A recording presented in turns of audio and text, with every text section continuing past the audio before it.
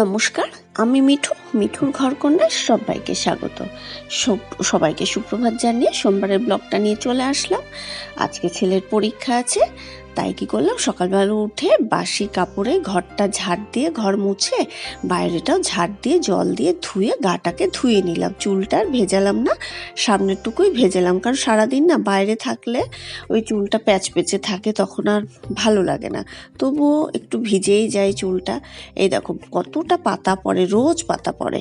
ঝাড় দিয়ে একটা জায়গায় রেখে দিই। তারপর আগে আটাটা মেখে নিলাম, নিয়ে কুমড়ো আলুটা কেটে নিচ্ছি। সব রুটি করলাম, কুমড়ো আলুর তরকারি করলাম আর ভাত করলাম। আর কুমড়ো ফুলটা ফ্রিজে আছে, কটা 6টা আছে, বের করে রাখছি। এসে গরম গরম কুমড়ো ফুলের বড়া করব। আর কালকে তেলাপিয়া মাছের ঝোল করে রেখেছি, আর শুক্তো এখনও অনেকটা আছে। তারপর ছেলেকে আগে খেতে দিলাম, আর পুজোটা ওর বাবাই দিল আজকে, যেহেতু আমি চুলটা পুরো ভেজাইনি বলে। তারপর 9টা নাগাদ বেরিয়ে গেলাম, একটু তাড়াতাড়িই বেরোলাম, কারণ ওর বাবা আমাদের পৌঁছিয়ে এবার কলকাতায় যাবে। কালকেও যখন কাঁচরাপাড়া যাচ্ছিলাম, জানো তো, এই রাস্তাটা ধরেই যাচ্ছিলাম, দেখো একটা পলাশ গাছে পুরো লাল হয়ে রয়েছে। মানে খুব ভালো লাগে আমার পুরুলিয়ায় না এই সময় যেতে। কিন্তু একবারই যেতে পেরেছিলাম 2018 সালে, কারণ মার্চ মাস মানেই নো ছুটি ছাটা, মানে পায়ে দড়ি বেঁধে রাখার মতন আর কি। মার্চ মাসে কোথাও যাওয়া যায় না। তা একবারই অনেক কষ্টে 2018 সালে গেছিলাম, ওই শনি রবি ছুটি ছিল বলে। তা প্রত্যেকবার ইচ্ছা করে, জানো তো, মার্চ মাস আসলে যে এবার যদি একটু পুরুলিয়া যেতে পারি। মানে পুরো রাস্তাটায় মনে যেন আগুন জ্বলছে, দুই পাশে পলাশ গাছে। তা যাই হোক, যেটা পাবো না সেটা ভেবে আর লাভ নেই। এরপর আমাদের নামিয়ে ওর বাবা চলে গেল।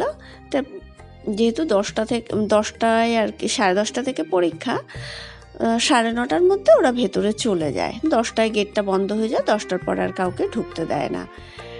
তারপর বাইরে দাঁড়িয়ে দাঁড়িয়ে সব বাচ্চারা যা করে একটু রিভাইজ দিয়ে নেয়। তারপর ভেতরে চলে গেল। 3টে স্কুলের সিট পড়েছে। এই যে হোয়াইট শার্ট প্যান্ট হচ্ছে ডিপিএস আমার ছেলের স্কুলের, আর একটা আছে সাদা জামা কালো প্যান্ট, ওটা জানি না কোন স্কুলের, আর একটা হচ্ছে সেন্ট্রাল মডেলের। 3টে স্কুলে সিট পড়েছে। তারপর আগের দিন যেহেতু হিন্দি ছিল, হিন্দি স্টুডেন্ট কম ছিল বলে খুব কম গার্জিয়ান ছিল, তার মধ্যে সবাইকে আমি চিনিও না। আর আজকে যারা আছে তারা আর কি দল ভারী আর কি। এবার আমাকে দেখে সবাই বলছে, তুমি আগের দিন আসোনি কেন? ওদের তো খেয়ালই নেই যে ওদের বাচ্চারা বাংলা আর আমার ছেলের হিন্দি ছিল। তারপরে নিজেরাই বলছে, ও তোমার ছেলে তো হিন্দি। বলছে আগের দিন আমরা কত মজা করলাম, মানে বসে বসে।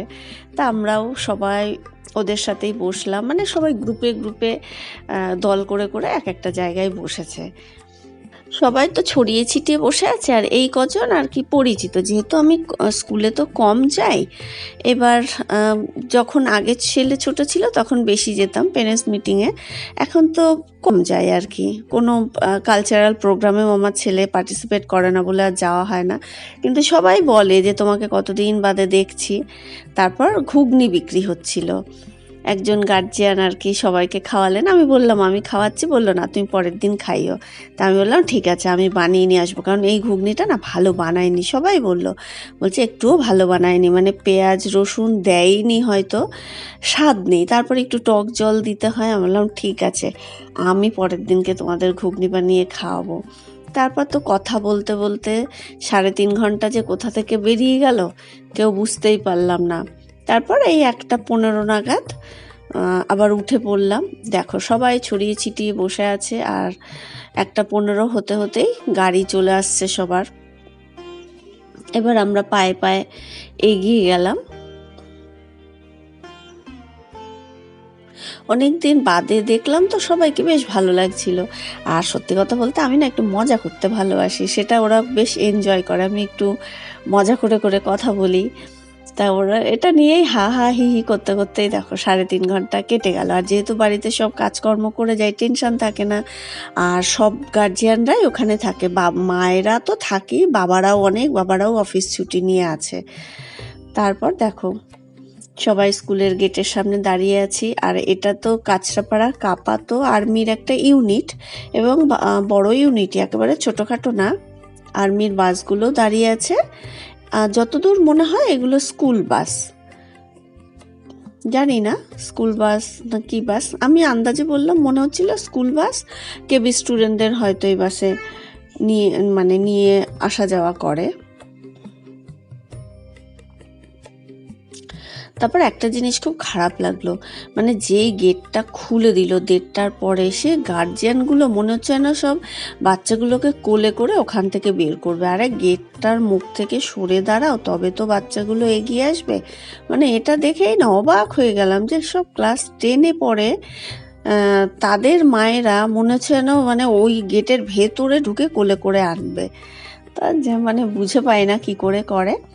এরপর বাড়িতে এসে ঝটপট পাটা আগে ভালো করে হাত মুখটা ধুয়ে নিলাম। আর আজকে ড্রেসটা চেঞ্জ করলাম না কেন বলো তো, বিছানা চাদরের উপরে বসেছি, পরিষ্কার জায়গা, গাড়িতে করে গেছি, নেমেছি, আর গাড়িতে করেই এসছি, বলতে ভুলে গেছি। আমি স্কুলের গাড়ি যে পুলকারে করে আমার ছেলে যায় তাকে বলেছিলাম একটা গাড়ি ঠিক করে দিতে। এবার ও না প্রথমে ঠিক করে দিতে পারেনি, বলছে কাকিমা আপনি স্কুলের সামনে যান, ওদের স্কুলের আরও অনেক গাড়ি পেয়ে যাবেন।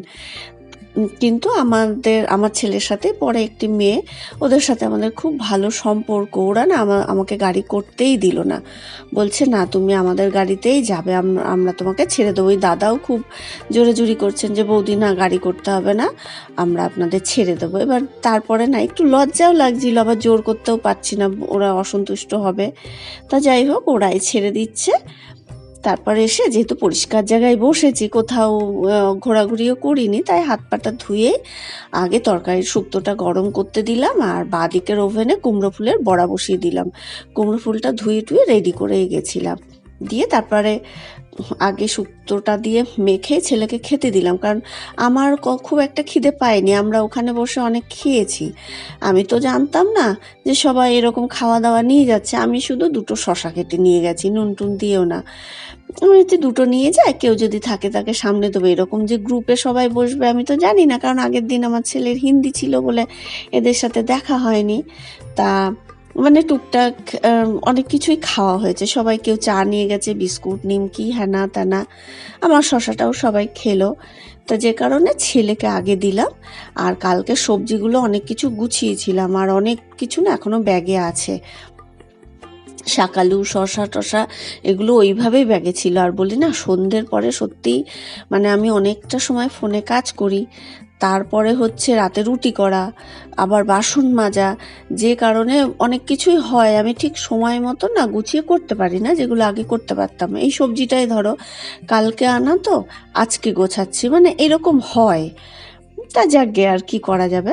তা আলু পেঁয়াজ রসুন এগুলো ঢেলে শাকালুটা বাইরে রাখবো, শশাটা ভেতরে রাখবো ফ্রিজের ভেতরে, কারণ এই যে একটু একটু গরম পড়ে যাচ্ছে তো এরপর না সবজি বাইরে রাখা যাবে না। তারপর বেশ আজকে প্রথম হলো এরকম, বেশ মজা করতে করতে হই হুল্লা করতে করতেই কিন্তু 3.5 ঘন্টা কেটে গেছিলো।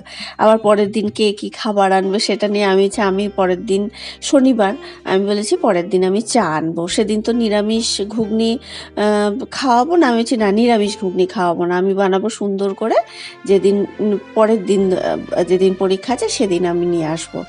আর আজকে তো একজন চা এনেছিল, লিকার চা আর কি। এবার তার মধ্যে 2জন খায় দুধ চা, বেশ সুন্দর করে। আমি ওই চাটা আমি নিয়ে যাব, পরের দিন কাপ নিয়ে যাব, আর বেশ গাঢ় করে দুধ দিয়ে এলাচ দিয়ে তারপর হচ্ছে তোমার আদা টাদা দিয়ে খুব হাসছে, বলছে ঠিক আছে পরের দিন তোমার হাতে চা খাবো। তা বেশ ভালো লাগছে আর কি, যে এভাবেই। আর 4টে পরীক্ষা আছে, 4টে পরীক্ষার দিন মজা করব সবাই। তারপরে ছেলেকে আগে খেতে দিয়ে দিয়েছিলাম, তারপর হচ্ছে আমি ছেলেকে আগে 3টে বড়া দিয়েছিলাম, আর আমি একটা বড়া নিলাম, ওর বাবা ভালো খায় বলে না ওর বাবার জন্য 2টো বড়া রেখে দিলাম।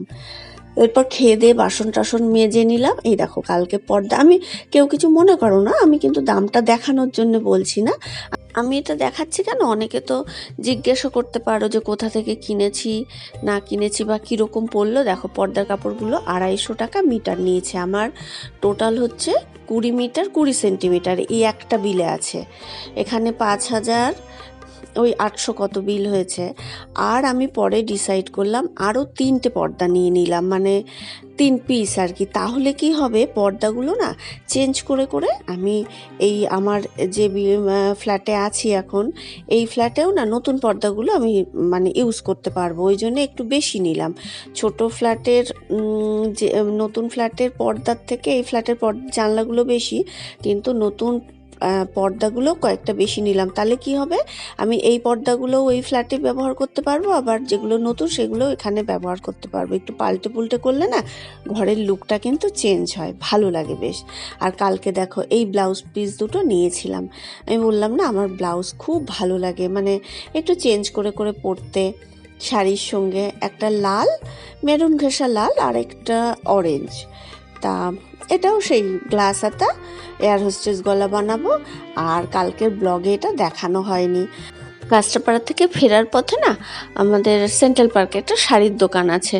ওই দোকানে কিছু টাকা বাকি ছিল, আমার শাড়ি নিয়ে এসেছিলাম। আমি না কোনোদিন ধার বাকি পছন্দ করতাম না, কিন্তু এখন মানে সঙ্গীতা আর আমি যাই তো কিছু টাকা থাকে বাকি। উনি জানেন, উনিও নিজেই জোর করে দেন, নিয়ে যান যখন খুশি দেবেন।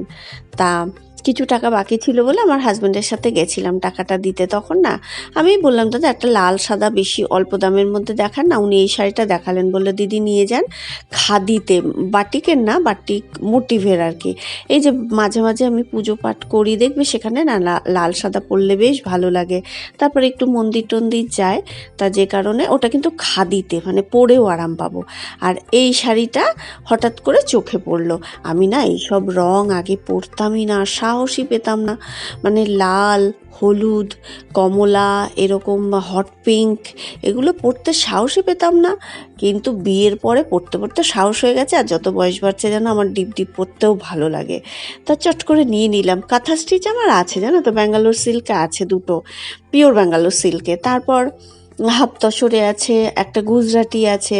আবার দামি শাড়িগুলো না সমস্যা হচ্ছে তুমি অনুষ্ঠান বাড়ি ছাড়া পরতে পারবে না, যে কারণে এটার দাম বেশি না।